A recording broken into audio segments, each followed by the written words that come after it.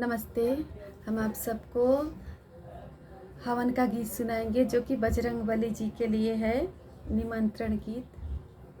जय हो महावीर बजरंगबली।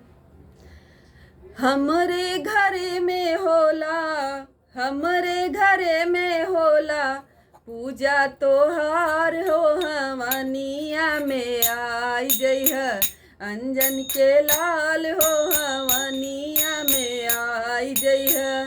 हमरे घरे में होला पूजा तोहार हो, हवनिया में आई जइह अंजन के लाल हो, हवनिया में आई जइह।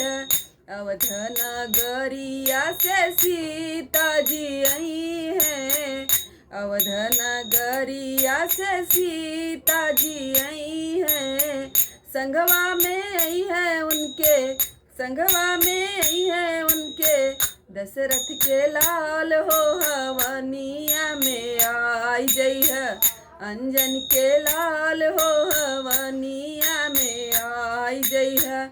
गोकुला नगरिया से राधा जी आई है, गोकुला नगरिया से राधा जी आई है।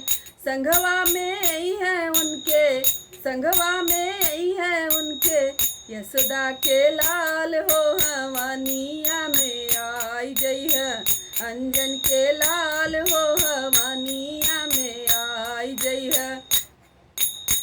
हमरे हवनिया में रिद्धि सिद्धि आई है, हमरे हवनिया में रिद्धि सिद्धि आई है।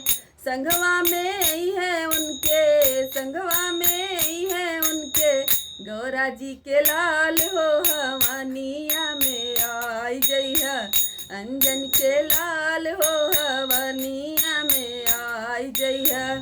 हमरे घरे में होला, हमरे घरे में होला पूजा तोहार हो, हवनिया में आई जइह अंजन के लाल हो,